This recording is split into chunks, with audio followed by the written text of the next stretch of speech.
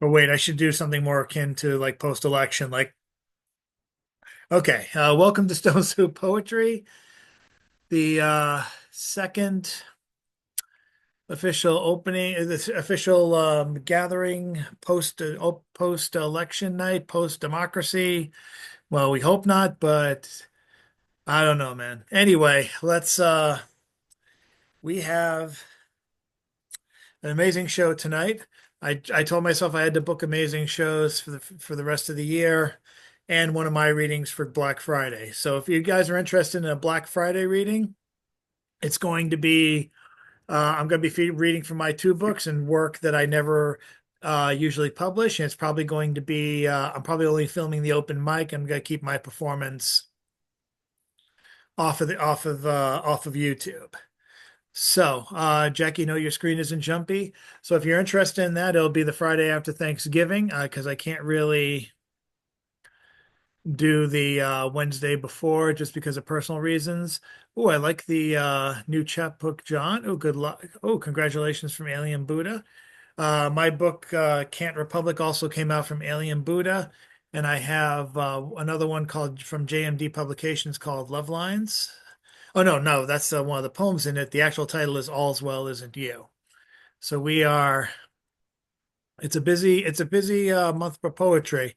I never thought I'd have two collections in the in the same year, or even the same month and same week. So we all love your support, but that's it's not about me. Our feature tonight is Tim Gager, who has come out with his umpteenth book of poetry, which you can get via his Venmo and PayPal links. If you, I will repost those um, tomorrow, and he'll probably repost them throughout the night in the chat. So I'm looking forward to that. And he's actually posting it again. Venmo is at Timothy Gager. PayPal is ctgager37 at yahoo.com. By all means, grab any one of his poetry books. So, and Tim Gager is, of course, a veteran, not just poet, but also host himself. You should check out the Dyer Literary Series. The next one is coming out this Thursday night at 7 o'clock with past feature Gabby Gilliam. I hope I'm saying the name correctly.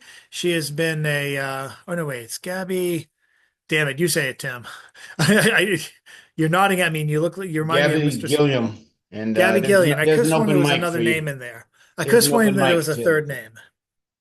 You look staring at me like Spock from Mirror Mirror. But anyway, the we have an amazing feature tonight and an amazing open mic. Thank you guys for gathering tonight. Thank you for your continued gathering until somebody stops me from doing this, which seems all the more possible as we get enter the new year.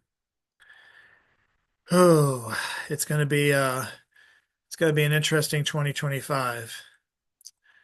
And this last week has done nothing to dissuade my chaos theory for like moving forward from 2024. As we continue sliding down this entropy, let's at least hear some good words. And let's hear some words from our one political activist, our one political worker who was working the polls last week.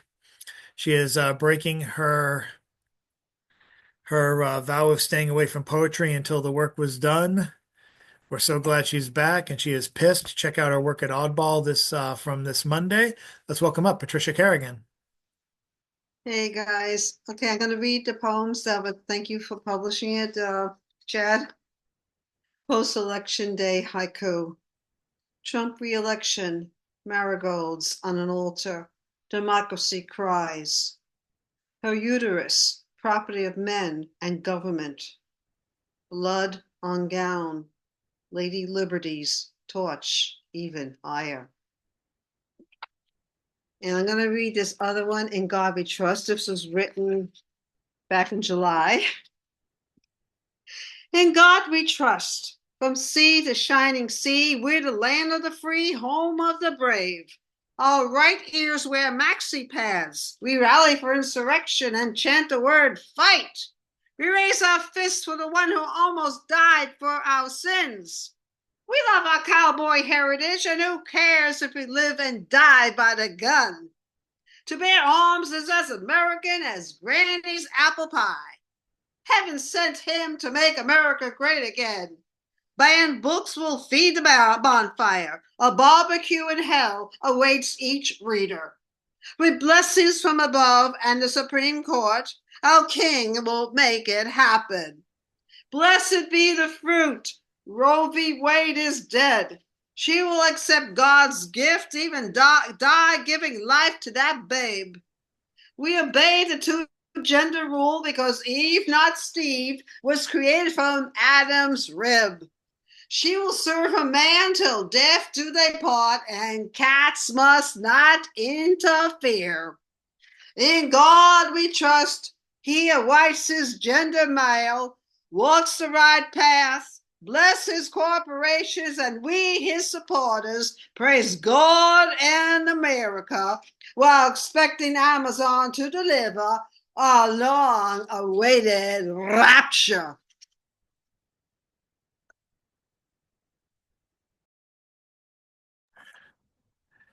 As long as we're using fake Southern accents, I'd have to say that at this particular junction, I gotta put the glasses down really low too. That did nothing to curb my anxieties from attending my family Thanksgiving. But I'm still glad I heard that. So thank you very much, Patricia. Um, we are let's who do we go to now? How do we continue the pure joy of I actually see nothing this way. How do we continue the joy? Let's go to and also let's just focus on continuing the good poetry. Let's go to Mary Jennings.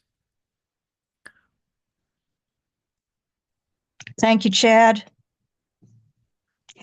Uh, um, Trying to keep the preamble to this one short. This poem is based on a song by Connie Converse called "Roving Woman." If you haven't heard about her, she would have been 100 years old this year, and this is also the 50th anniversary of her total disappearance from everyone she's known, and of course presumed dead by now, but not sure when. The song was "Roving Woman," which has its suggestions. And I call this one "Roving Woman 2." Everyone wants to can the roving woman, even though she roves no further than the mailbox or the corner store, even though no one's been in her knickers for years, even though she keeps the company of a four-legged companion.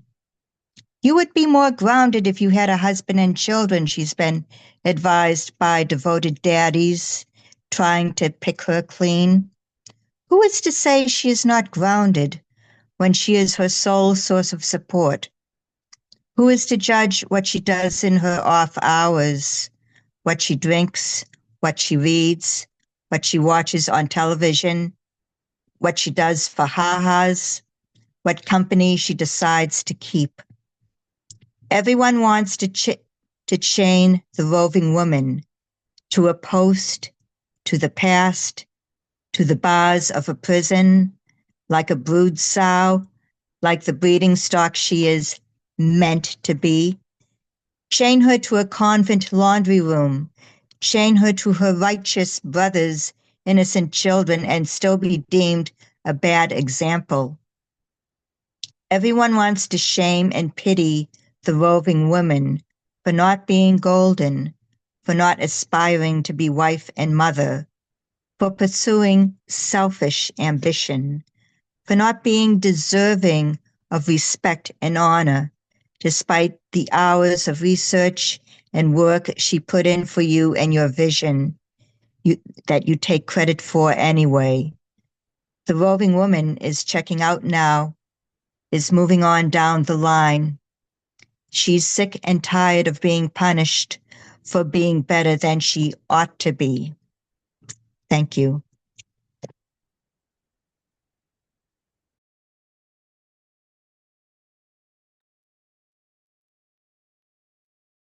Thank you, Miss Jennings. And now we transition over to the Poet of Three Rivers and last week's um, t bearer of the mantle of first post-election poet feature. Not content to sit on those laurels, he's back with us again, still working. Check out his Facebook page if you haven't friended him yet. He's got two of them. Let's welcome up Thank Richard, you so not two much. friends, two Facebook pages. Richard Spizak. Thank you, sir. Thank you so much. I'm only going to do one on the election, but I've got another one. Maybe I should just do the AI boss one. Many of us have had our brushes with AI supervisors. I myself was monitored and they counted my keystrokes and how fast. And every time I turned away to talk to the boss, I was actually docked, the bastards. But anyway, tell it to my AI boss. My AI boss is quite concerned when he hears my request to make it warm. He sees buying heat as a waste of time. When it gets cooler, he's in his prime. Instead of lunchrooms, they provide a tiny tray beneath my keyboard. It slides out for eating when there's time. I asked my AI boss about the crumbs. He said it feeds the mice that round here run.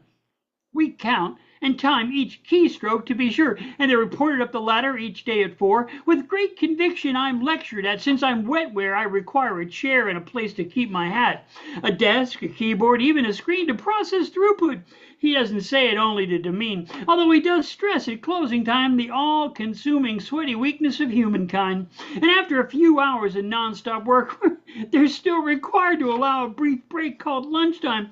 And how can we bear such a slowdown in the pace of work time?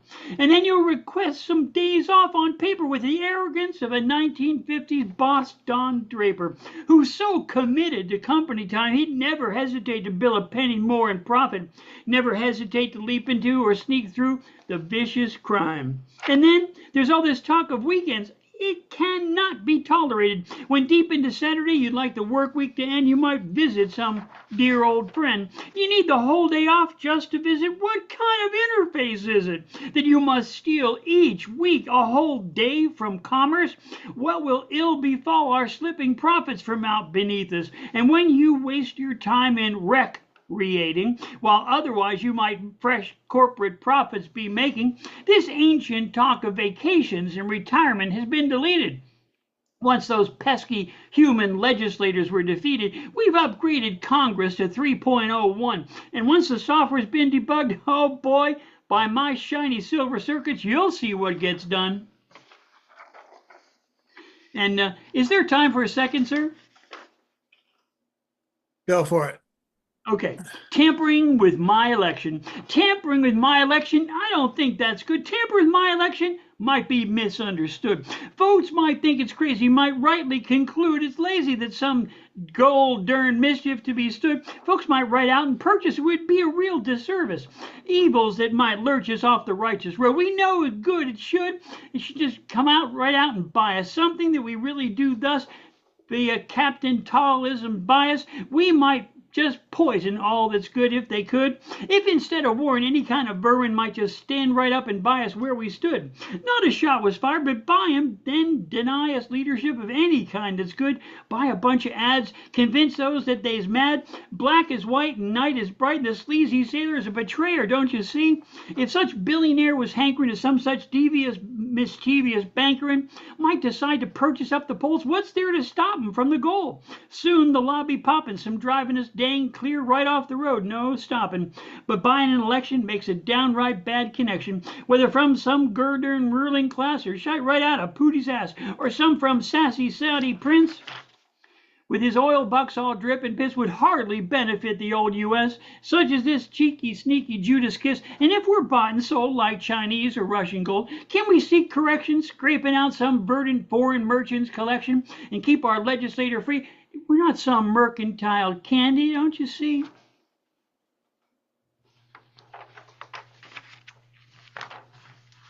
Thank you, my friends. Thank you very much. An honor to be with you.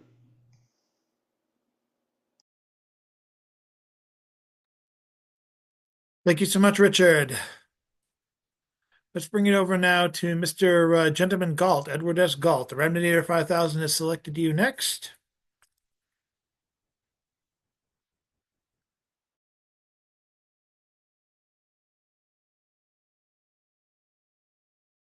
You're muted, Ed. Yep, okay.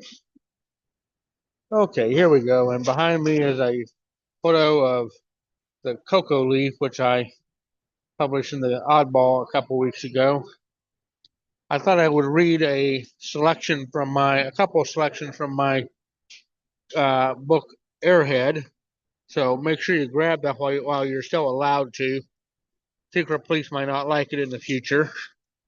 You know, come into your house, you're rushing in the middle of the night, and they find my book, you might be in some trouble. But until then, uh, you'll be in good shape. Anyway, this one in kind of a reference to the election a little bit. Quote, I know you will be wonderful.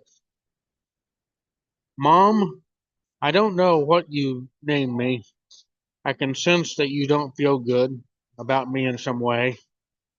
It's not the right time, is it? I surprised you, didn't I?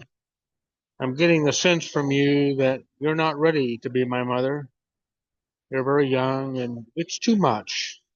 You and Dad need more time. I understand. I need you to know something. I don't feel well. Have the doctors told you something? Have they told you I might not make it? If you decide to be my mother, you would want for me to be the very best I could be. I know things can't be perfect. There's no guarantee. I just want the best shot I could have. Is it safe out there? I want to make a difference to you and to others. On the other hand, I don't want to be hurt out there. I know you're worried about the world. There's a lot of fear. So if you're not ready, the time's not right, let's just wait. I might come back, or you'll be mother someday to another. I know you will be wonderful. Though I have time for one more short one as well. Short one, sure. This one is also ramping up for the year ahead. Oh, the things they did. We read about them today. They went to work and came home to their families. They went out to dinner, went to the movies, took walks. They wrote poetry, went camping, and had dreams about the lake and the way the moon's reflection looked in it. Sometimes they had their photos taken. Their pictures line the wall of galleries today. They didn't know that then, though. They were taking their family walks, tossing their children in the air, up in the air. They blew candles out on birthday cakes. They dreamed of their vacation on the beach of some foreign port. Many just stayed home and played in their yards. Some had picnics in the park where they enjoyed the sun on their face on such a nice day. Then the police came one night and took them all away. Thank you very much. Okay. Have a nice day. Thank you. Thank you, Mr. Galt. And let's move on with Jackie Oldham. Is she still here? Yes, she is.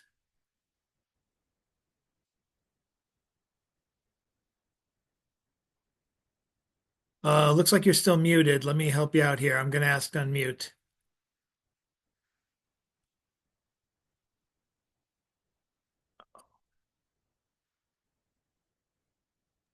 There we go. There we go. Okay.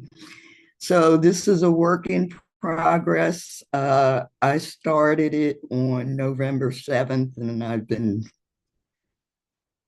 tinkering around with it. Now begins the war for the soul of our nation. Tuesday's election was merely prologue. Wednesday, the die was cast. Those who favor tyranny versus those who trust democracy. As it is written, democracy dies in darkness. Now tyranny believes it has won, but it merely takes one spark of light from a match to drive darkness away. That spark of light, the Constitution of the United States, is the foundation of all that has come to pass. The eternal struggle between our better angels and the basest of inhumane instinct. Inhumane, not animal instinct, for animals only strike to survive in the manner they are meant to. We hold these truths to be self-evident, that all men are created equal, that they are endowed by their creator with certain inalienable rights, that among these are life, liberty, and the pursuit of happiness. Mind you, we, over the past 200 plus years, have redefined men to include women and rights to include everything from bearing arms to bear arms, life from conception to tomb, liberty to stand your ground or don't tread on me.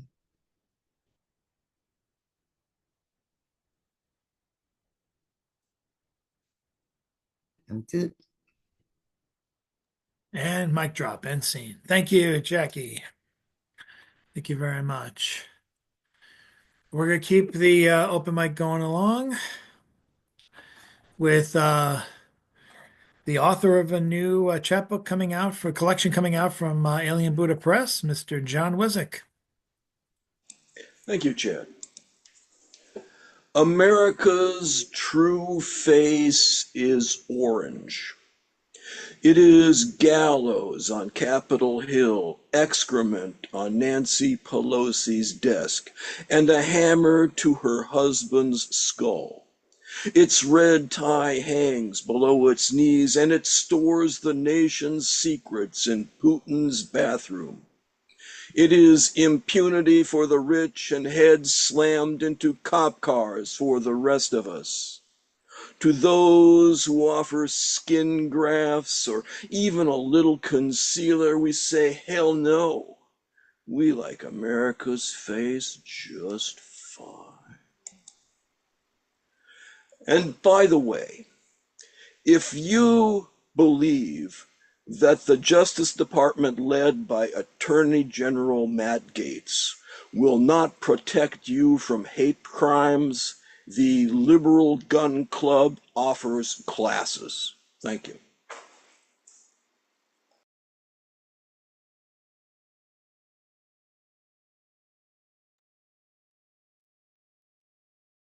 Apply in private. Thank you very much, Mr. Wizik. Let me bring it over now to, oh, wow. That's an actual thing. I did not realize that. Wow. All right. You learn something new every day. Let's go now to Mr. Robert Fleming, visual poet, and I'm enabling the share. Thank you, Chad.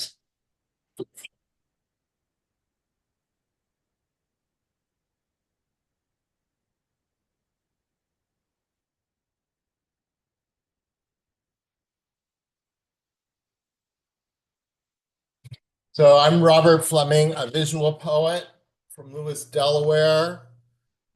In the last 2-3 months, I have been exploring some new graphic arts features in the software called Canva.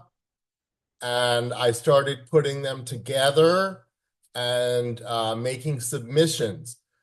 This one is to a magazine called Blazebox, which is out of New York, which I have been in several times. It's a series of self-portraits.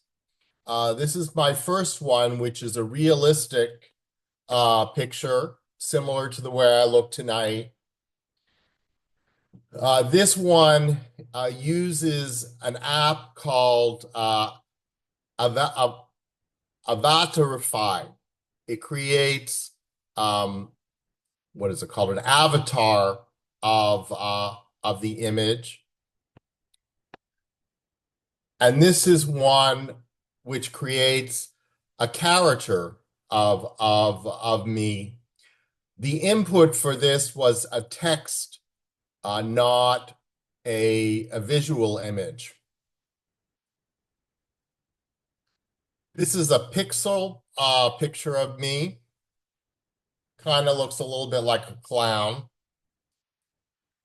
And this is a tracer.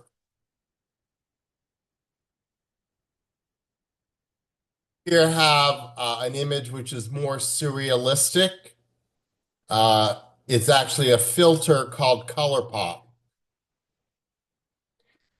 And this is a new feature called, which for me, called voxel art, which converts the image into an image that looks like it's created from Lego blocks.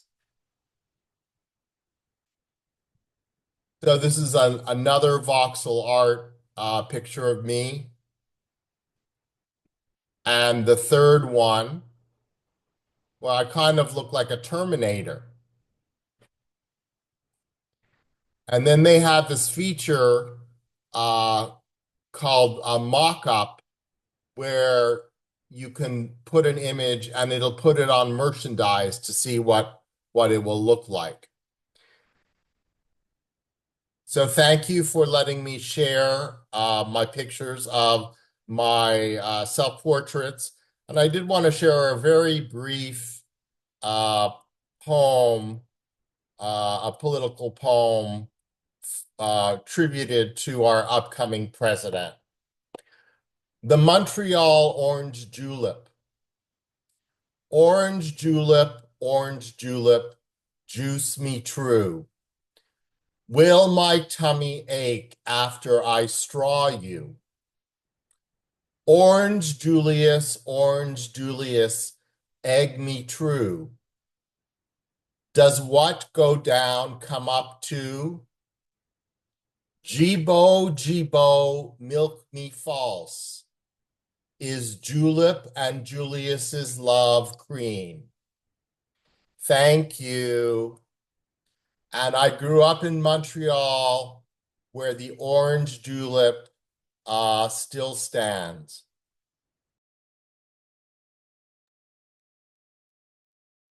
Thank you, Mr. Fleming. And now keeping the hand thing going with Robert Fleming's silent partner, Bill Lewis. I saw you with the hands. I love teaching. Hell, I love anything having to do with kids. Teaching to them, reading to them, pulling them on toy trains, chasing them around in circles and screaming, "I'm gonna eat your brains!" And sometimes just sitting there, just listening to their thoughts. Do I really care if Ashley's blue, my pretty pony, is arguing with her pink, my pretty pony? Well, I didn't until she told me all about it. Now it's important. How are we going to get these two ponies back together? Obnoxious, difficult, ornery children. Oh, I am so done with them sometimes until that look. When they're tired and just want to cuddle up. And as they fall asleep upon your lap, they gaze up at you as if you are the most wonderful person in the world.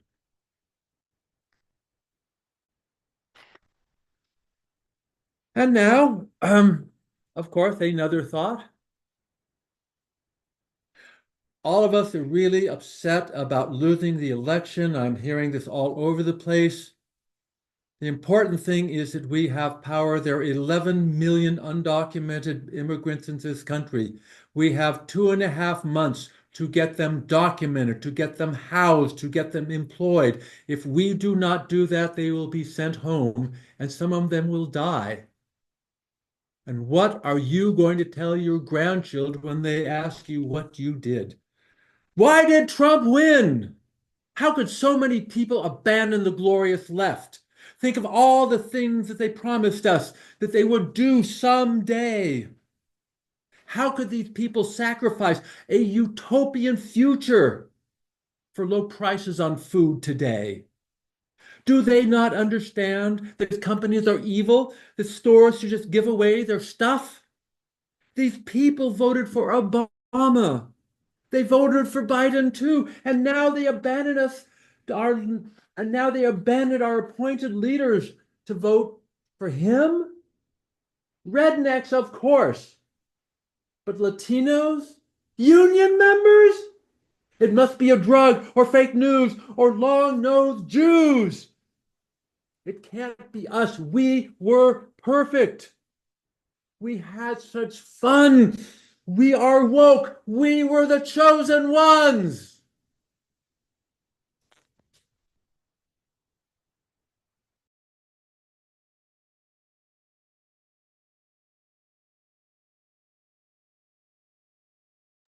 And enough said.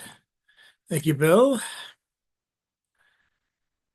like to bring it now to Miss Jen Rowe. If you're in the background, yes, you are.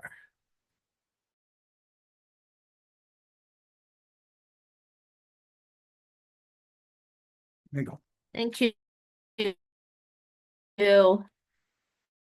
This is from this week's Black Seed Writers every Tuesday morning and Cathedral St. Paul, James Parker's group.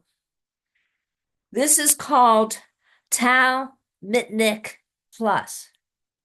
18-year-old Tal Mitnick is the first conscientious objector, refusing the IDF, Israeli Defense Forces, also called the IOF.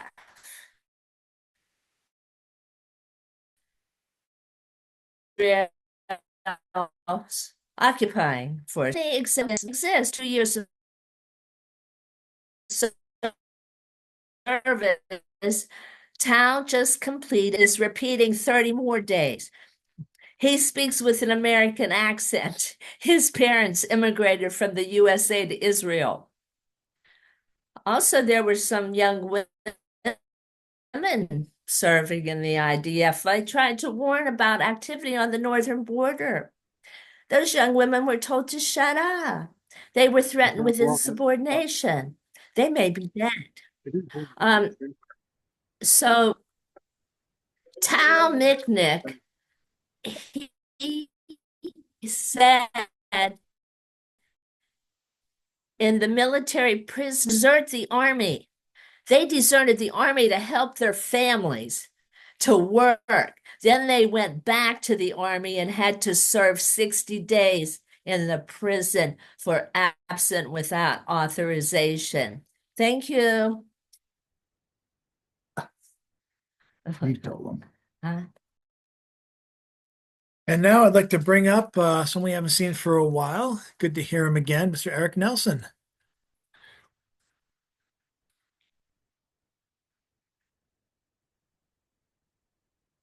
Whoops, looks like you're muted. There you go. Hello. Here is a little one that I just composed, so it isn't even written down yet, so I'll try to do it from memory.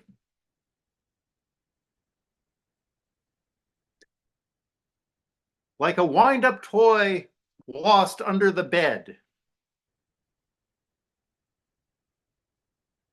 Like an old magazine that will never be read. Like half-finished thoughts that will never be said. Someday I'm going to be dead.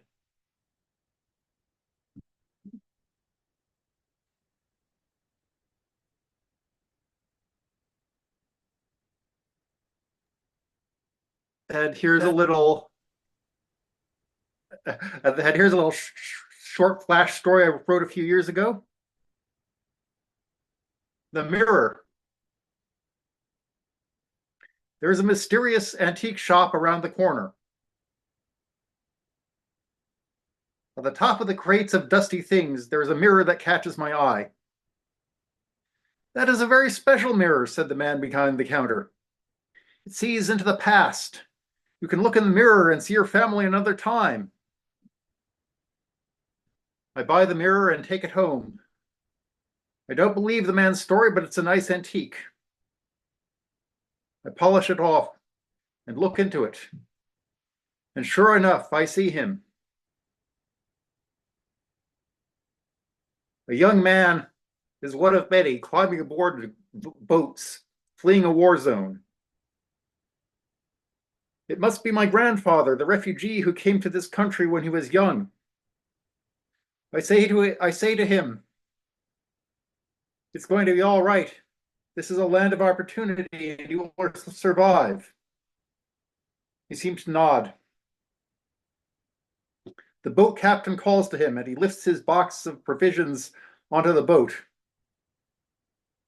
As he boards the boat, the captain starts the outboard motor, looks at his digital watch and consults his GPS. Wait a minute. There was no such thing as a digital watch and GPS in my grandfather's time.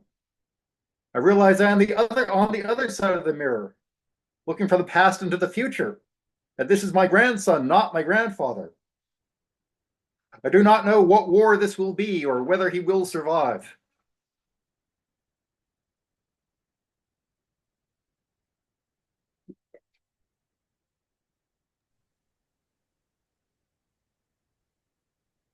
Thank you very much, Mr. Nelson. And now I'd like to bring it over to, we're getting towards the end of what's been an impressive open mic. I'd like to move on to Christiana Celli.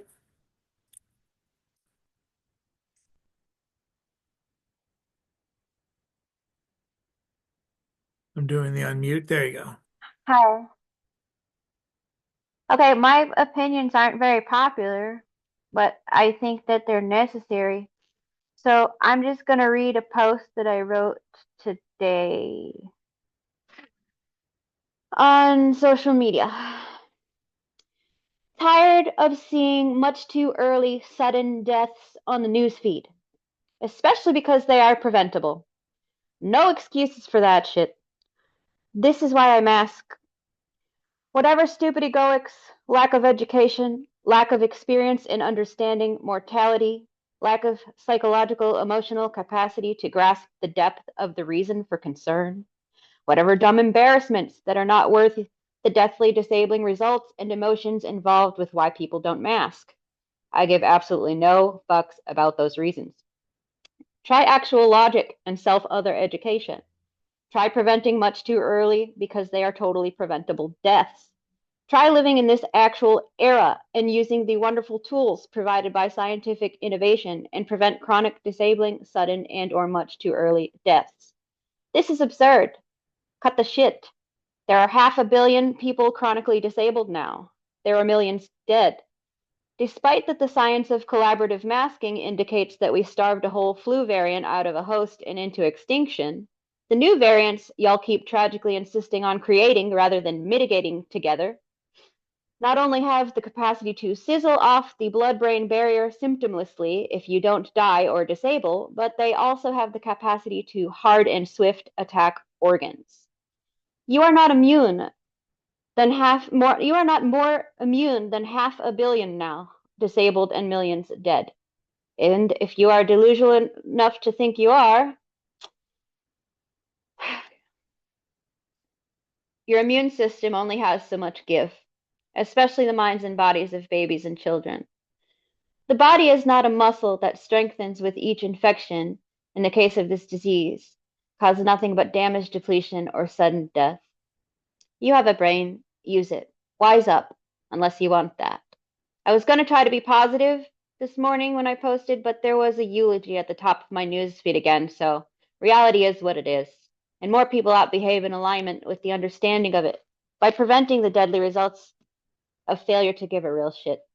And this all began with, we all know who said it, but he said, ignore it'll go away. And gradually, after his, initial already were fans did, so did everybody. And it was like he's been president ever since. because they did.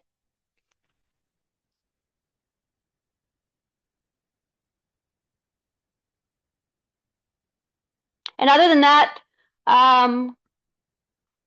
love, sex, art, death. That's what's on the foreground of my mind.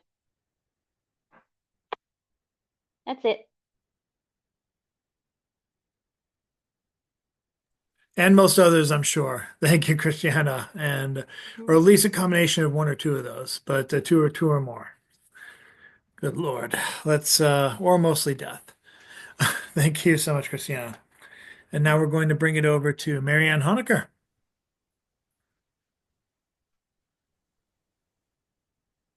I think I'm going to start out by reading Sestina.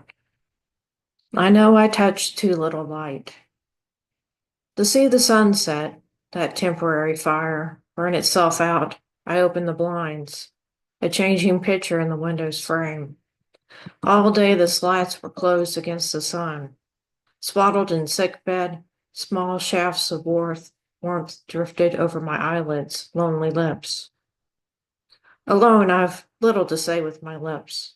Normal motivation, temporary, as from the paneled vents are spurts of warmth. Each day, one day, the monotony blinds. My body is not called out by the sun. A frail ghost of exhaustion haunts my frame. In a photo, I don't know my own frame. I wonder whose mouth is that, whose small lips.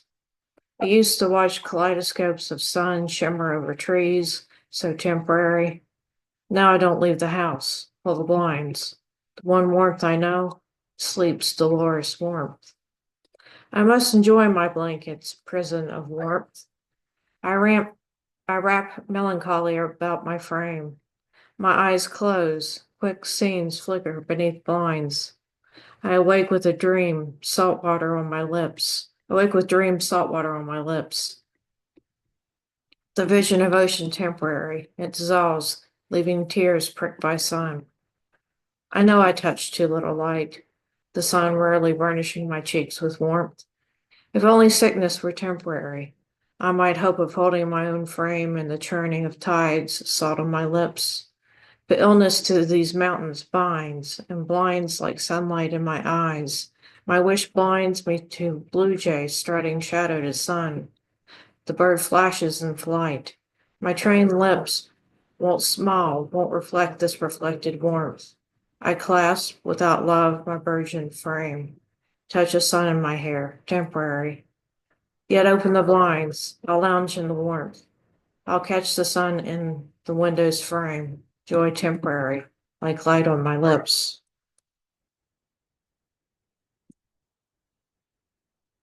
And I'll do another. I've become kind of obsessed with golden shovels. I've written, I don't know how many here recently. This is called Whatness, and it's from a Rumi poem. The outer edge of it reads, poems reach up like spindrift, and the edge of driftwood along the beach, wanting. They derive from a slow and powerful root we can't see. This is the poem from that. Like a child hides in a closet, I hide in poems. I can see the crabapple and willow, but I want to reach somehow into their whiteness, or into their center and up. Like a child, I expect the impossible, like the spirits of unicorns trapped in spindrift. I want to lock in the last piece of the puzzle, and I want to see beyond the leaf and its veins, the bark and its enfoldments, its scars, its rough edge. When the willow wipes the tears from the cloud's eyes of dew and mist and snow and rain, when driftwood sidles up onto the sand bearing the scars along its narrow body, I want to read the notches and know the traveler's tale. I want the vastness of ocean in my chest. The beach is like our lifetimes, on the edge of something, wanting. Give me sunlight that pierces my sullen mood. They can have all the money and all the cars. I want what may derive from standing on the edge of a yellow field, or what comes from putting your hand into the accepting, enveloping moss. A light can, a light like the movement of evening, unspeakably slow. Can I bottle that and keep it in my room while I sleep? I know how the touch of evening tide is tender. He is powerful. While you're looking for the fruit to eat, I search out the root. I'm sure that when you are beside your window, we both find and lose a longing in the morning fog. I can't help but look beyond the scene in hopes I may truly see. And that's it. Thank you.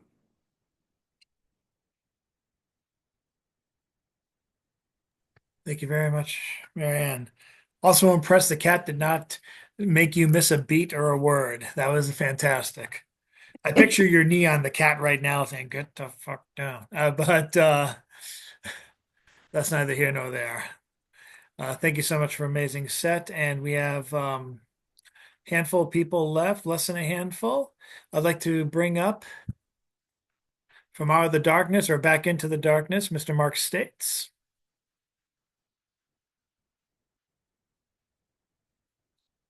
There he is. Kirk enters Spock's quarters, asks for light. I prefer it dark. Darkness is not always an old friend to greet hello. I remember elementary school, dressing up as Mr. Spock for Halloween. No classmate knew who that is. Everyone cheered Cinderella and Batman. Next morning, children scream when they see me. Ah, Mark, you left your mask on. I prefer it dark. Not any better on Valentine's Day. Mother Dearest bought El Cheapo Valentine's cards in a pack of 25 or 40. We were poor, but I was to give one card to every classmate. Class of 34.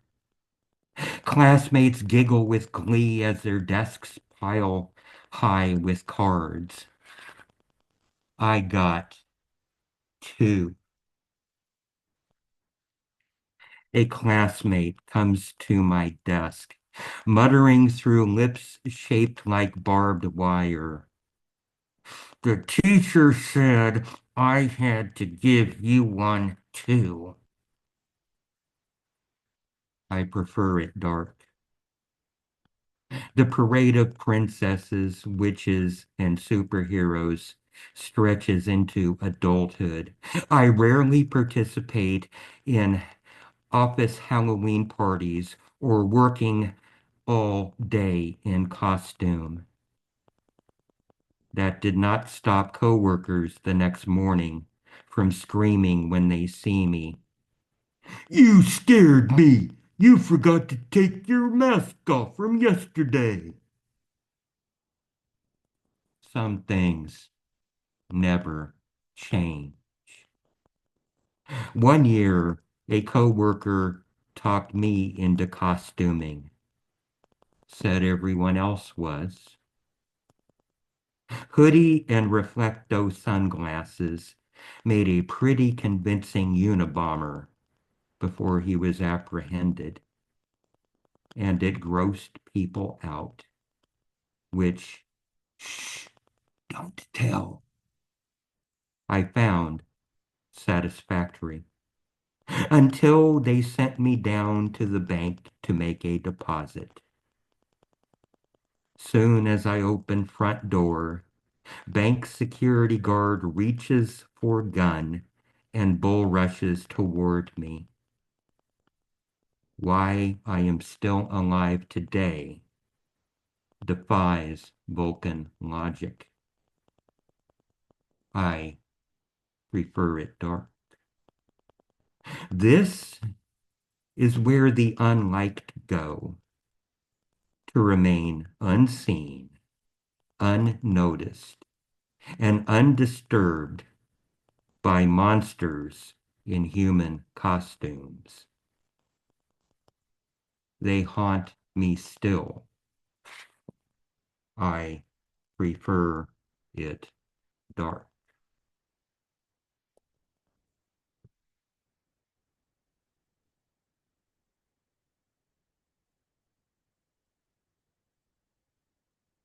And scene.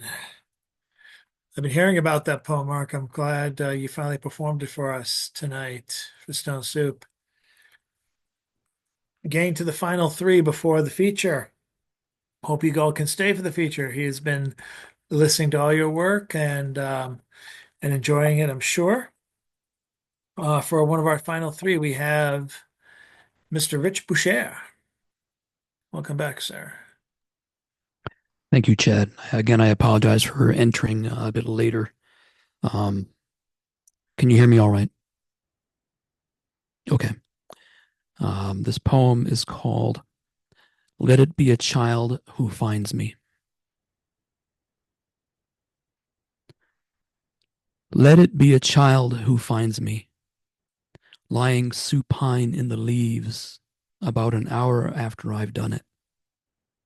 My eyes half lidded, half trained on a glimpse of November sky in the tangle of tan and green poplar limbs above. I want to be a lesson about impermanence this child will never forget. Let it be the sight of life having left me that leaves this child ready to face a world of wonders, clear-headed and correctly jaded, impervious to surprise and delight. And when he sees my body there, let him cry and weep, and then know that it's okay.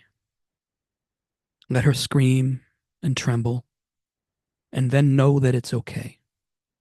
It's okay. Everything is okay. So let this child understand that forever is nothing more than a fairy tale for grown-ups who are terrified of funerals, for men who are haunted by silence, for women who are afraid of the nighttime. Let it be a child who finds me in the center of either September or November, stiff as a board on the ground, with something like a snarl but akin to a grin on my cool, colorless lips. Maybe I just decided I was tired enough to just not eat or sleep anymore, and the overcast gave me permission, and that was where the decision was made. Maybe it was 36 Advil caplets at once, chased with a fifth of rum and a minor seventh. Maybe a Sig Sauer P220 up against the roof of my mouth when the time came. When the time came with a recognizable time signature. The time signature of a song that better not be played on an instrument. The sound hole of a guitar suddenly animate, human and crying. And the joke of jokes is how quickly the gasp becomes a sob when you know at last that you are the punchline. The Rubik's Cube that explodes in hot shrapnel when you solve it. Life is the lifting of the heavy glass lid and lowering the little white kitten's pleading face into a terrarium full of scorpions.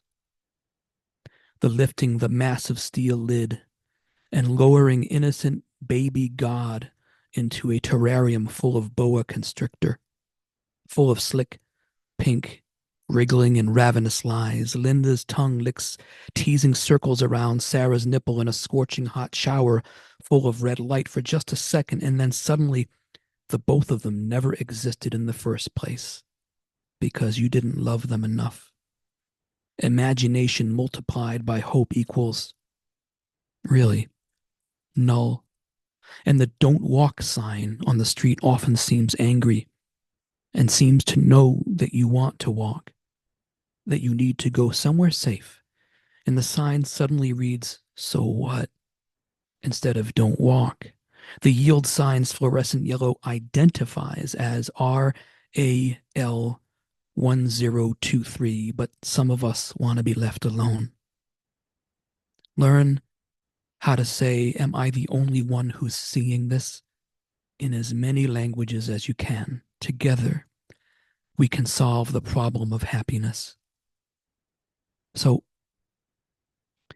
let it be a child who finds me, a rich child, a poor child, it doesn't matter at all.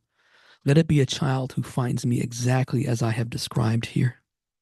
Still at last, after running in place for no reason at all since childhood, while the planet under the feet keeps turning for no reason at all, I want a child to find me like this. If I can only save one person from innocence, let it be.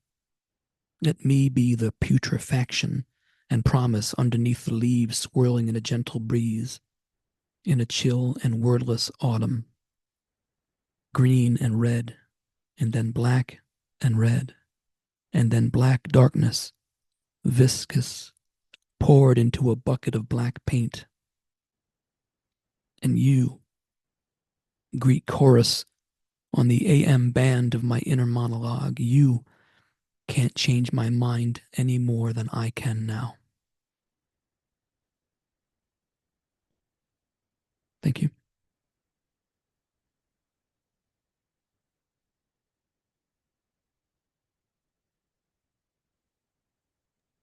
Best comment in the chat is, what if Rich Boucher had a children's show on PBS instead of Fred Rogers? Oh, what a world. What a world that would be. Thank you, sir. And up next, he knows he's up. It is the musical interlude that we all been waiting for from Mr. Ethan Mackler.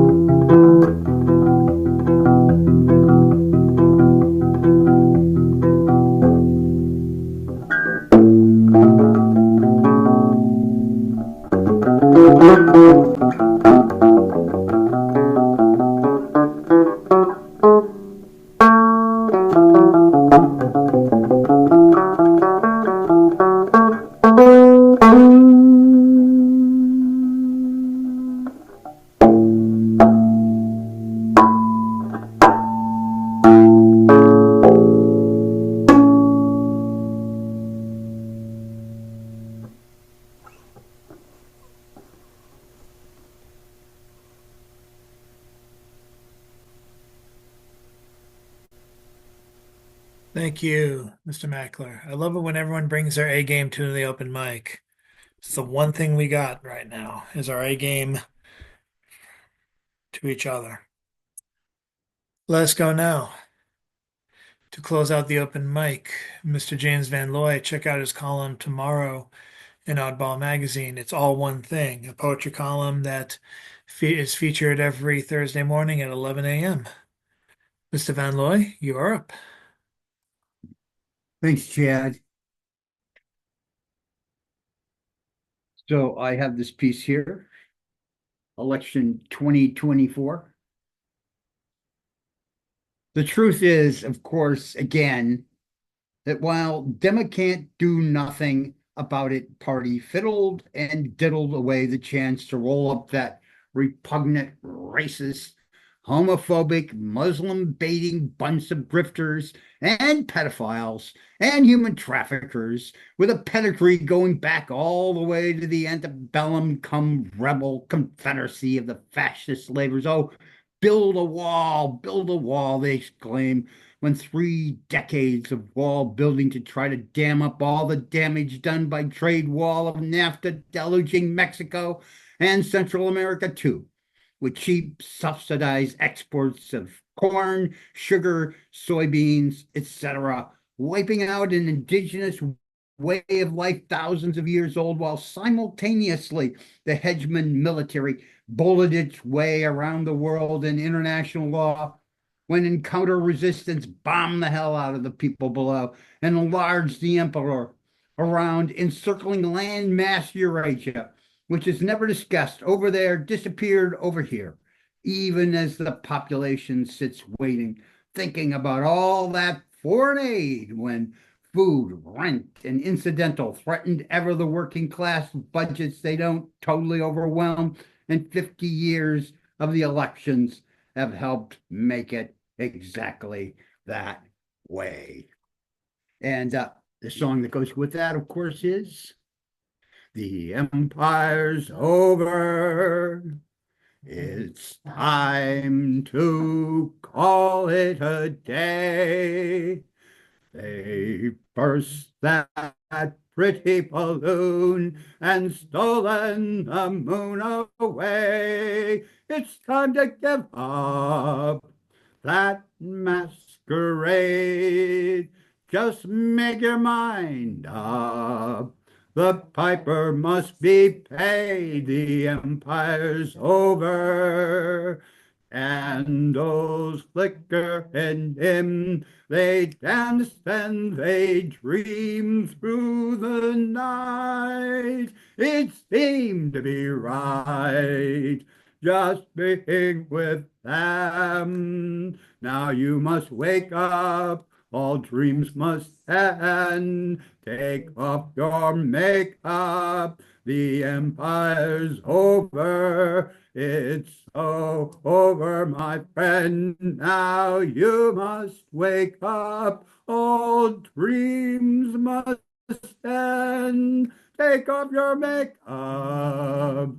The empire's over. It's so over, my friend. Empire's over. Thank you.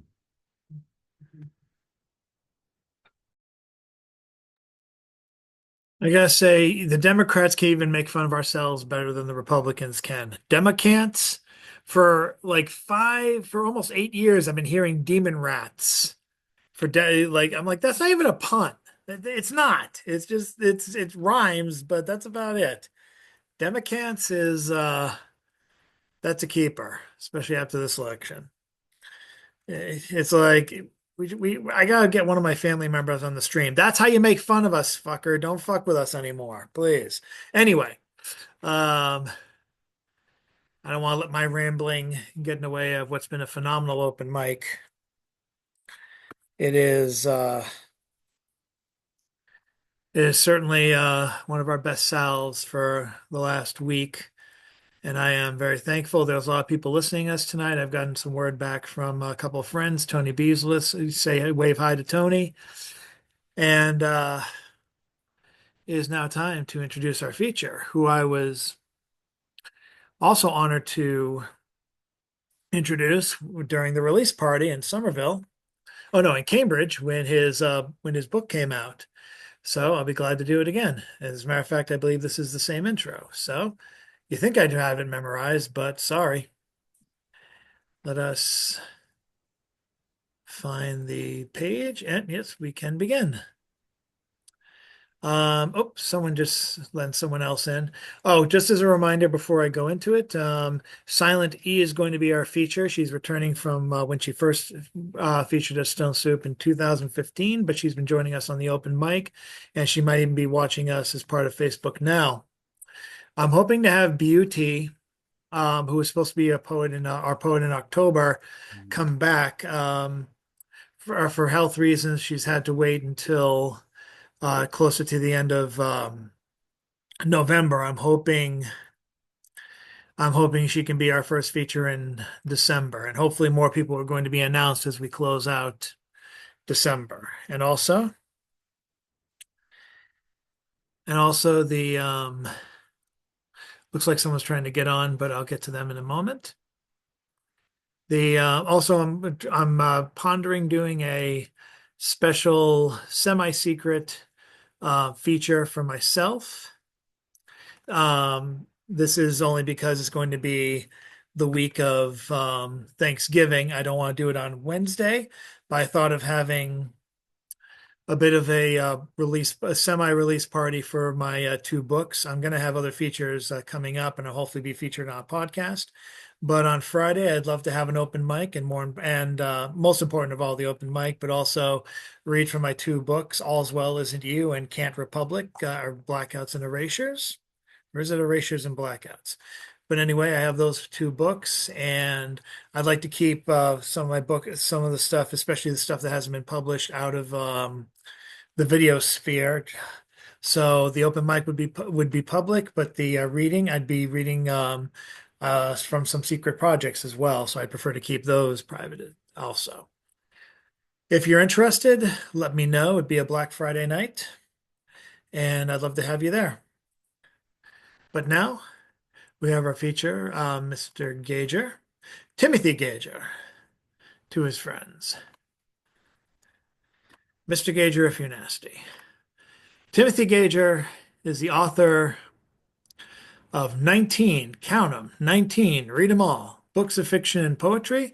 Of his new one, entitled Almost Bluing for Extra Whiteness, the poet Charles Coe said, quote, Tim Gager can take a so-called ordinary moment and peel it like an onion, revealing layers of meaning that seem both surprising and inevitable. Pulitzer Prize winner Robert Olin Butler called Tim a genius of the quotidian, keenly observing the details of our lives and rendering them so that we can hear the deep pulse of our identities, of our pure being within them. In a review of the book, Cambridge poet populist Lo Galluccio noted, the poet takes on other themes, objects, even humor. It's as if bluing were the poet's ability to compensate for or distract from the underlying grief by looking at the world with some jauntiness, and resilience. This is a marvelously composed collection that includes both the sacred and the profane. It's about love, loss, mortality, addiction, recovery, and survival, and it is both a good time read and enlightening literature about the state of our humanity. Ladies and gentlemen, consider buying that book after hearing such glowing praise.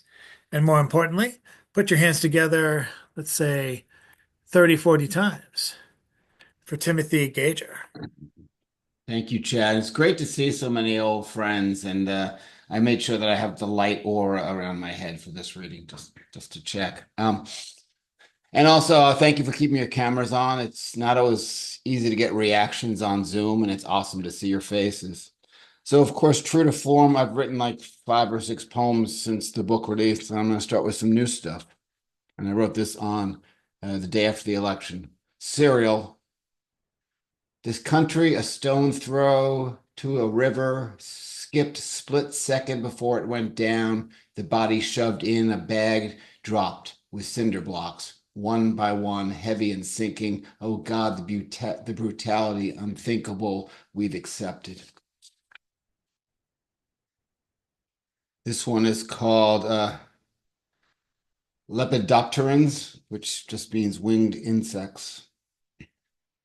The dusty old bottles promoted in the display case looked forgotten, forlorn, like unsent wedding invitations discovered on the floor of a dark basement or in the corner of the garage near the Pennzoil. Sober people speak of temptation from gleaming bottles and glowing lights seen inside the bars on Newbury Street, customers moving about like bright orange butterflies in the sun. But the dusty old things here recall me sneaking sips in from my parents' garage, old peeling yellow labels or rusted hinges on Ballantine cans I lifted off the bed of discarded wings from dead moths they shared this space with. The ordinary. The sky today is watercolor blue. The clouds, simple routines shared. Each passing hour, coffee steams, cooling after every down section of the Sunday globe. In the kitchen, the rustling hum of the fridge is a friend hanging on, an almost broken companion, as reliable as the lawn chair neighbor who always forgets to trim the hedges. Yet you and I, side by side, our soft silence is the weight of a paper-thin cotton garment. Date. The connection unspoken, averting eyes from unconditional beauty I found in your face, mine melting across the table off a stolen glance of spirits released. My father passed in 2022, and I still mourn a bit. And he died of dementia. If the mind goes first for my father, if the body died first, the same fate as smoke hiding a whisper, decaying in the light, the laughter from a dream. The contrary mind, the wailing divination trapped within the body's tomb, praying a conjurer can gift a spade so he can be seen as himself once again. The last thing he wanted. There are no categorical antonyms for an elephant, non-existent, my father became, not remembering where he was when asked hours after he was found on the floor of his memory care unit. I'm at Fred's house, my brother seen by him over his hospital bed. The last time my father was after hip surgery, when he refused eating the inedible puree. We demanded he receive unlimited ice cream, which he consented with, favorite flavor being anything they got. They had vanilla chocolate. Then back to conflicted father with no need for the elephant test, his last breath, mourning in a peaceful chair. He looked like he was asleep.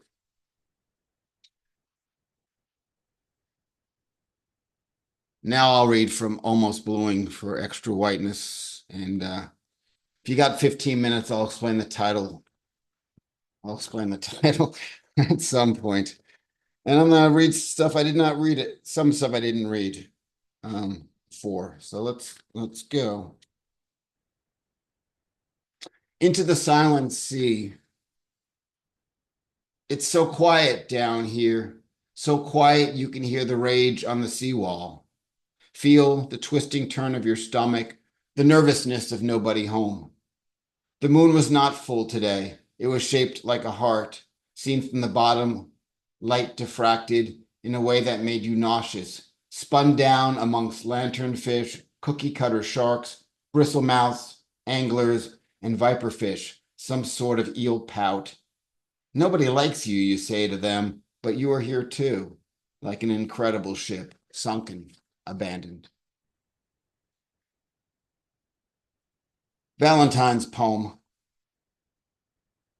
Red is red, as red hearts red. Heard what is said, the red heart red. Beaten with a glance, hello heart red. Sequence breaking trance, recycling rhyme, beat red. Heart red red, heart red red, heart red, heart red.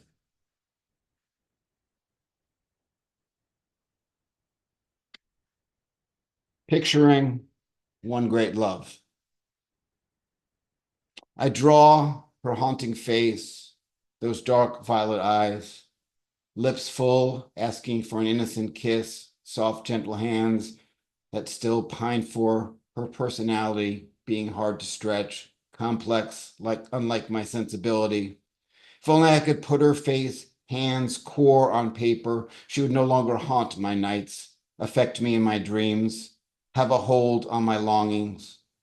The loves she provokes will die unless there is something lasted created. Can I make her smile? Draw a tear in her eye? Can I finish one drawing? Please, can I finish just one?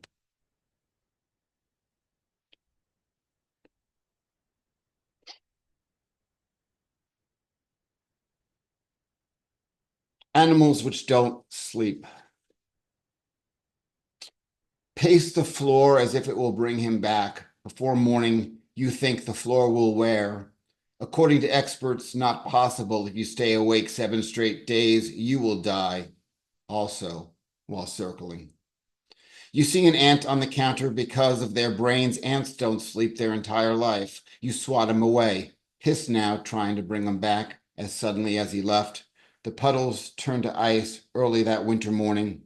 He told you frogs frozen in ponds no longer breathe or have a heartbeat, which reminds you of too much. Him just lying there, brain flat dead in hospital bed. Instead of saying goodbye, you said, "I'm sorry," and refused to lie down.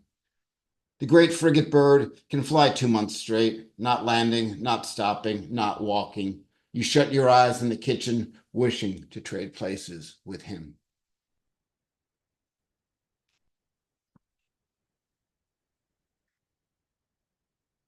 Star Island, Night 1, 2024. Star Island's like this magical, happy little place I go to off the shores of New Hampshire, and they have really kind of wonderful conferences and creative things and arts conferences and writing conferences. So I wrote this when I was there. Star Island, Night 1, 2024. The vessel delivered us, circling seagulls dotted around the island's hotel. A huge picture of this, white gull, blue water, the calmness of the completed. Back home where the excavators roar, they survive to make noise, digging 6 feet down, covering up serenity with the dirt. There's not kindness to this burial, ignoring what we have laid down. Tonight, the water laps in polite clapping, while a bird joins the choir. Its tone perfect, a piece of the congruence. Swiftly, the flash of, can this be real? Damn, it can be.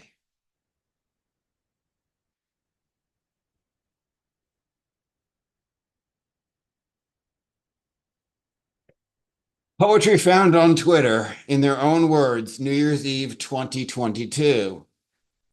1. Lauren Vobert on another shooting. I'm the mom who told Beto, hell no, you ain't taking our guns, and Biden's coming after them. But since the news out of Colorado Springs is absolutely awful, the victims and their families are in my prayers. So take your children to church, not drag bars. Michelle Obama on knitting. It is how I keep my anxiety at bay during the peak of the pandemic. Everything felt so bleak. The act of stitching, purling, casting on and off lets my hands lead the way as my mind trails behind, becoming one of my most meaningful pastimes. For me, it's a release. Roots me to an idea called the power of small. Melania Trump on Christmas ornaments being NFTs. Christmas planning on a Sunday afternoon, eco-friendly proof of stake blockchain protocol for the NFTs named Solana. China is world's blockchain leader. NFTs on the rise with Apple. This year, our Christmas tree will be decorated with my favorite ornaments.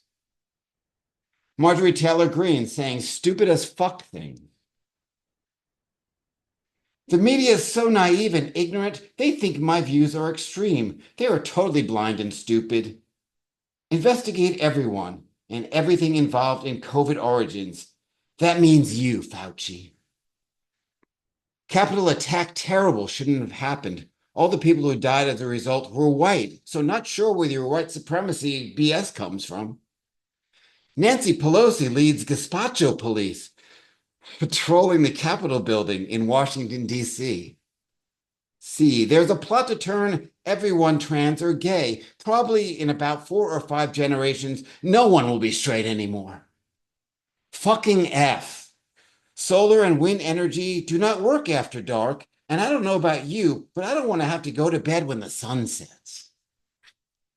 5, Amanda Knox on losing control.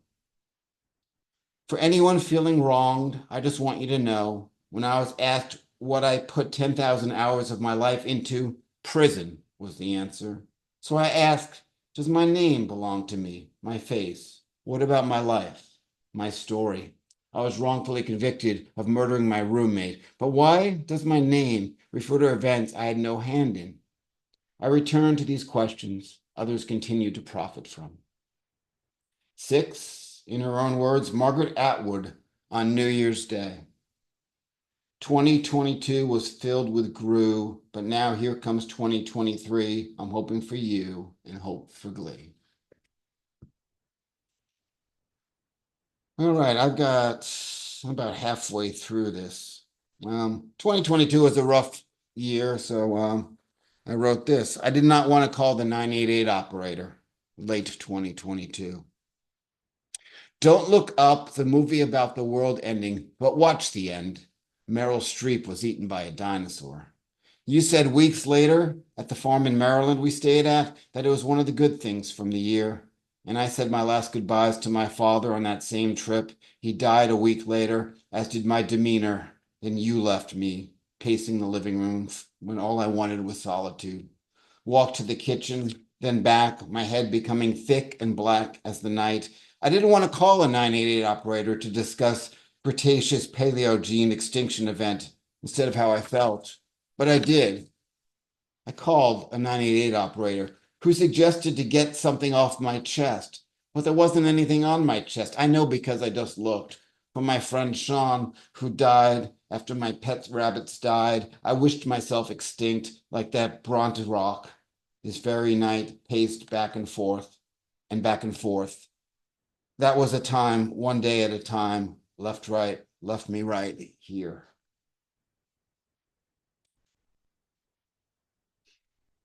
What cannot be fixed? 1,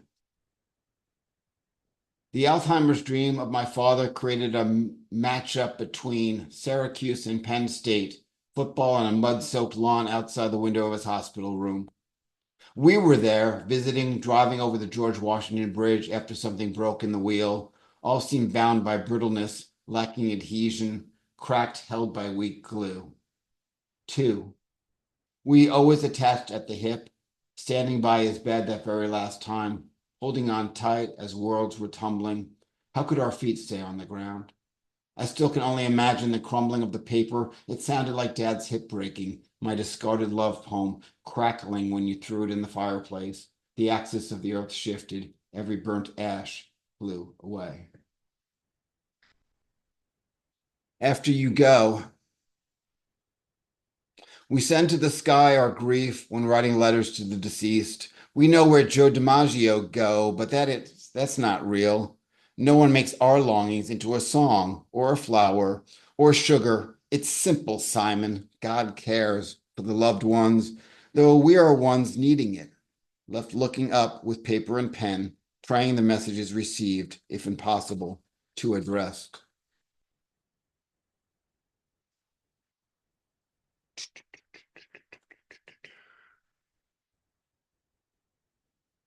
I have these all marked, so I'm ready.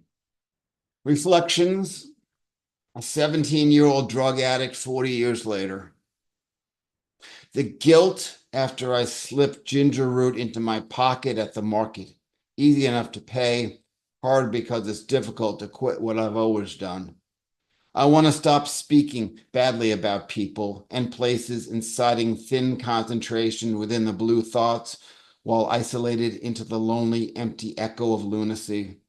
Remembering our bodies craving this contact, a hammer on now, fused wooden support beam, striking of permanence. God gave me a chance to beat this one day, or that tomorrow I started clean. How to extinguish a raging fire. Shoot up to wash pain away, cover the ache, the sleeve, wear a smashed up heart, a wave of the arm, if only crossing out to add the name alcohol, never preventing years and years of erasing. I said at a meeting, we no longer drink or use anymore. Anyone, me, watching speeding trains decimate stalled vehicles from hole to debris. If you're stuck on the tracks, I can't yell you a warning. Too late every time, like a tweezer pulling a thorn out of your bicep. It's already there. Stop adding, start subtracting. Tennessee Songbirds. I'm not reading Tennessee Songbirds. How's that? Not just the willows weep. Not just the willows weep. The rain fell as flat vertical curtains, a vista falling of water around the confined porch. Would you get a load of that, your father said, and then flatter when the seawall finally crumbled. A flood rushing the neighborhood, the daughter seated with a drink, a tragic act unfolding. Will this play enter the home? Will it be met with the family's gaze and resignation? A theater of collapse. The deluge was a slow sipped poison. We all will die eventually, slowly, deeply, souls burning for relief. The daughter concluded at least it can never snow in June, but then not ruling it out as an irrational fear. The ocean knocks at the bulkhead, the water never welcomed on in. Down the road, the crowd of wispy ground sweeping ocean branches will break your heart. The golden yellow drooped branches down, tears down to your mouth, falling into your throat. Found in a basement in Dorchester. Sean found beaten by a bat while wearing fishing gear, not there to fish, there to reel in opioids, not there to fish or to be bludgeoned, making a final request in an unfinished basement, not to be bludgeoned while wearing fishing gear, to reel in opiates, not to be bludgeoned, his final request. I miss that guy.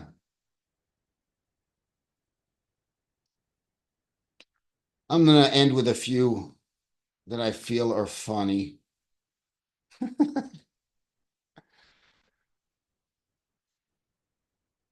Or lighter. Poem found within the rules of the board game Mystery Date. Or is this real life? Here is a game of surprises where the players are preparing to go on a mystery date. It may be a formal date, a dance, a skiing trip, bowling, or a beach party. They must be ready when their date arrives. And here's the lineup. Formal dance date, dressed in tuxedo, holding corsage box. Bowling date, dressed in red sweater, carries bowling bag. Beach date, dressed in trunks, carries towel and picnic cooler. Skiing date, dressed in skiing outfit, carries skis and poles. The dud, dressed so shabbily no one will go on a date with him. The thrill of it is that they never know which date will appear. The player may be readying for a skiing only to find, upon opening the door, the date is dressed in a tux, ready to go on a formal date. Worst of all, they may open the door to find the dud, lose valuable time in getting rid of him. Players continue to move around the board clockwise, taking, swiping, discarding, and opening the door. The first player to open and find the proper date for which they are ready is the lucky winner.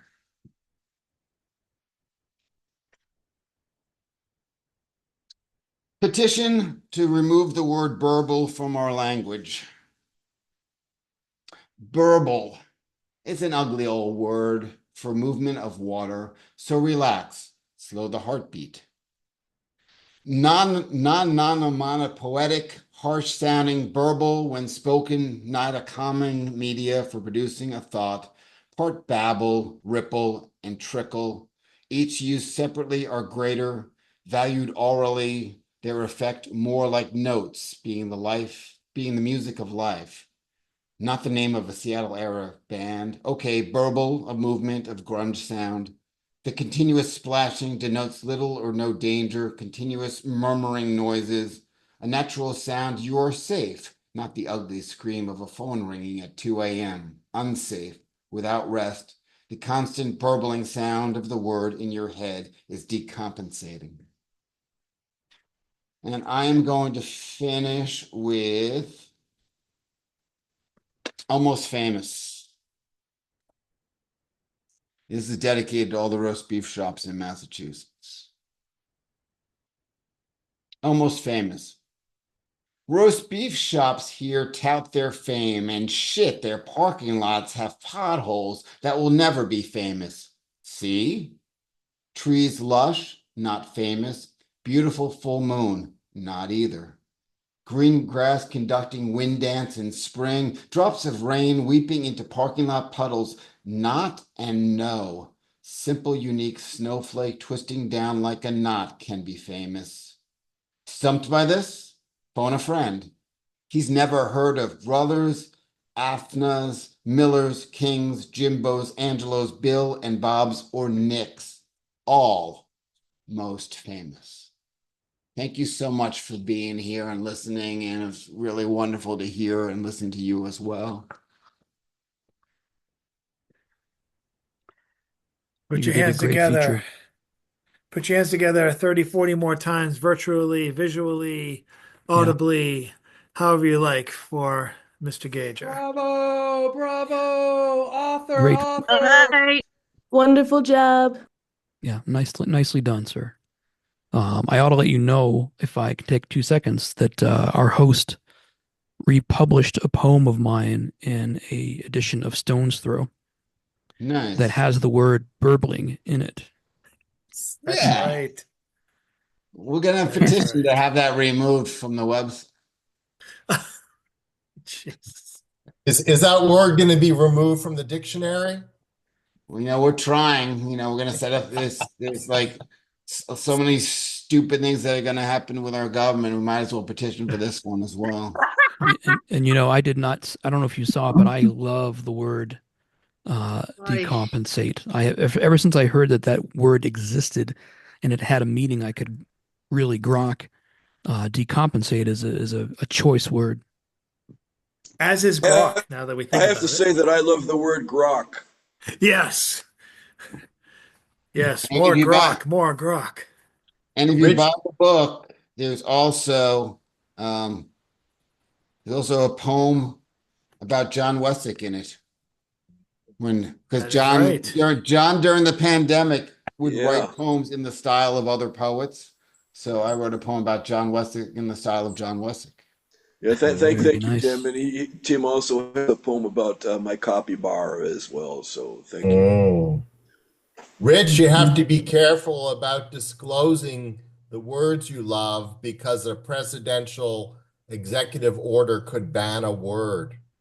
You know what? I'm still gonna say every fucking favorite word that I've ever had. Yeah,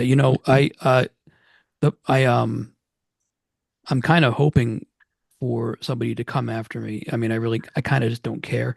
And the poem that Chad was kind enough to republish in Stone's Throw it's called "Nothing Gets Him Off Anymore," which is about Wayne LaPierre edging himself to coverage of school shootings. Wayne LaPierre from the NRA. Wow. And yeah, it's a long time in his comfy black leather chair, just working it up, working it slow, just slow tugging. And he's got when the moment of climax is finally gained, there's a burbling that happens. And I was and Chad, thank you again for republishing that poem. It's just NRA head slow tugging, school shooting. Oh, Got to break out the Kleenex and the lube. Yeah, just goes to prove that Rule 34 is alive and well. It's really true. It's really he wouldn't even know what Rule 34 is, but he is Rule 34. He probably likes the word burble too. I'm a burbler. I'm the best burbler. No one burbles like me. God, you sound like him. Sorry. Jesus. I'm gonna name someone who's I'm trying not to mention his name. Hey, just a little economic tip.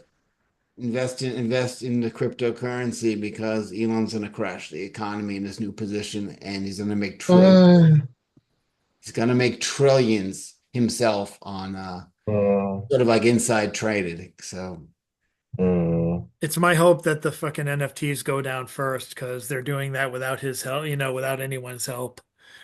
Or they're doing that even with the help of Elon. I swear Tim, half of where my followers now are fucking NFT and crypto bots. Tim, where are you from again? originally or right now? Both. Well, right now I'm from hell. Originally, I grew up in New York, and now I'm in Dedham, Massachusetts. Dedham. Okay. How Beautiful far is that Dedham. from Dorchester? Because I grew up in New England. I grew up in Massachusetts, and one of the 20 places you minutes. named in what's that? 20 minutes. Okay. I grew up in a town a little south. It's Worcester County, a little south of Worcester, called Uxbridge.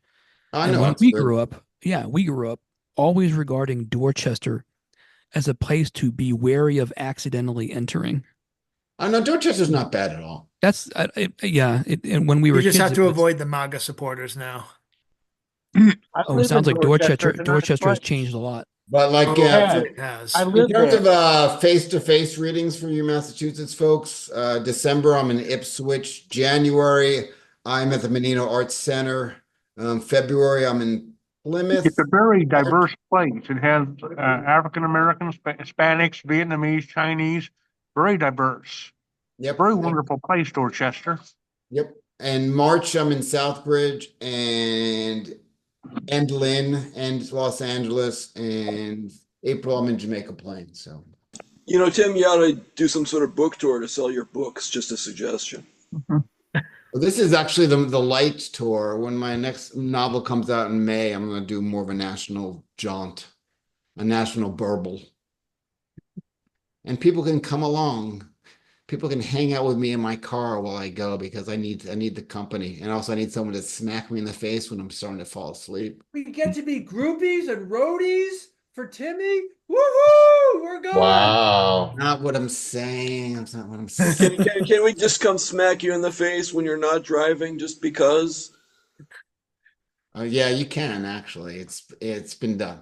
I can't do it. I'd come You with wrote you, but poems about me. I can't do it. I'd come with you, but you'd be smacking my face because I'd probably be falling asleep before you in the car.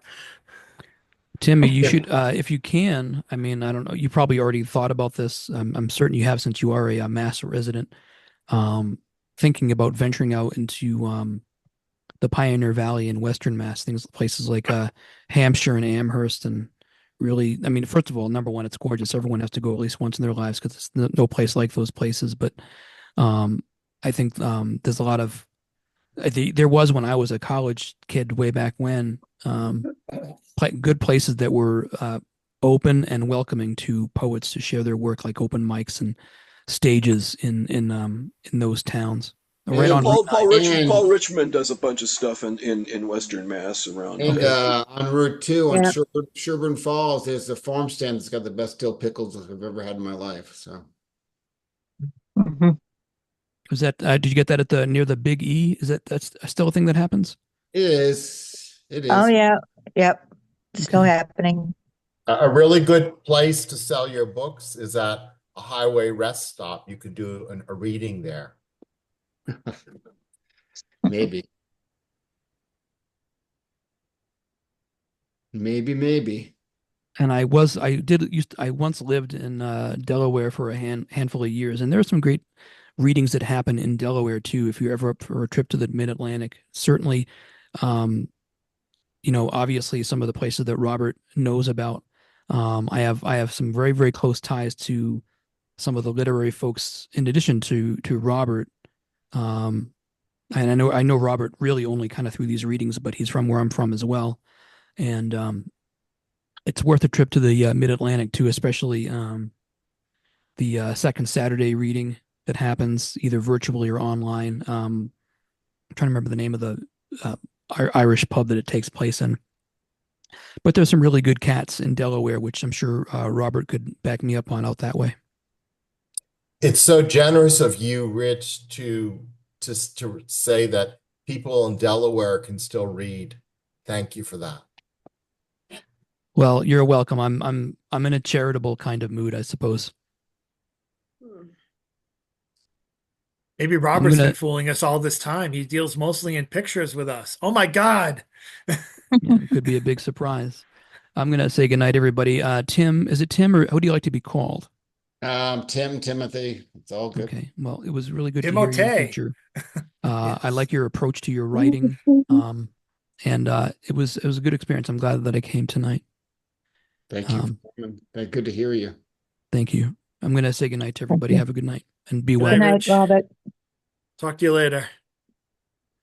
I don't know if I remember asking you this when I interviewed you during the release party, but do you have the title of your next poetry book in mind? I know that your next project's going to be coming out is going to be fiction, but do you have the title of your next book in mind at all? Not at all. Well, the fiction book is going to be called Shadows of the Scene, and it has to do with the gun issue. It's a novel that three main characters, the narration around it has to do with the gun issue in this country. So I'm looking forward to releasing that novel, and probably a poetry collection will come closely after that because I'm still working on a lot.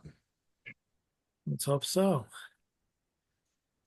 Well, Timothy, thank you very much for your wonderful feature. I can't wait to post this tomorrow on YouTube, and of course his book is available via Venmo and PayPal and Amazon if you want to do it. At this point, we can bury Bezos in our money, and maybe that'll kill him. Maybe that'll take him out. But his preferred his preferred payment is money you give him directly. So I will be posting the Venmo and the PayPal links tomorrow, and he expects you to pay. But I hope the sales are doing well in the book. Certainly the readings have been wonderful. I'm glad to have hosted or introduced you to two of them so far, and I can't wait for the tour. Maybe it's time for us to go back down to Philadelphia and see the old Fox Chase poets. Yeah, that'd be a lot of fun. And we also have, like in Delaware, there's a great little bookstore to do readings at in Rehoboth. And I'm probably going to look into that for. That's true. We can draw straws to see who stays over at G. Emil Ruder's place. Called Browse About Books. Yeah. Nice. Well, thank you very much, Tim. And I have a couple of suggestions actually in Bellingham. There's actually a used bookstore that's been hosting readings too. One of our mutual friends read their read recently. I'll give you more info when I get it. I don't think think Sarah Letourneau did her book launch there. Yes. They have a little square room. That is correct. Bellingham, Massachusetts. Just so you know, John. Yeah. But that's right. They have bookstores. They actually have a Barnes and Noble there too. But between my town's between the MAGA infestation and the fact that the Barnes and Noble posts books edited by Rush Limbaugh and other things like prominently, books that are like at least 10 years old. I'm like, no, I don't think my stuff's wanted here, but I think you'd be a great fit. But thank you for a wonderful reading. And thank you all for your wonderful readings and your work. I hope to see you guys keep on coming back here. More announcements are going to be coming for Stone Soup. I cannot wait to make them, and I can't wait to share them with you. I can wait for January 2025, but if we have to push along, let's push along together in concert, in unison until the bombing starts. Then it's every man for themselves. But we can survive with our words, at least for now, as long as all of them are still legal, or most of them all. We'll just keep burpling along. So thank you guys very much. Obligatory wave. I'm the best waver and the burbler. Oh God. Thank you guys very much. Thank you to Tim. And thanks to all of you. Have yourselves an excellent evening. Could be like this every week. All we need is you. Show's over. We're in this together, y'all. Thanks, Chad. Thank you all. Doing this. Thank you so much, Tim. Nice, Tim. Good to see you. Good day, Chi. Good night. Adios. Good night, Lewis ladies. has Good night, released the gentlemen. Good Skittles. night, people and brothers and sisters of all, and siblings of Release the all Skittles. kinds. On a note,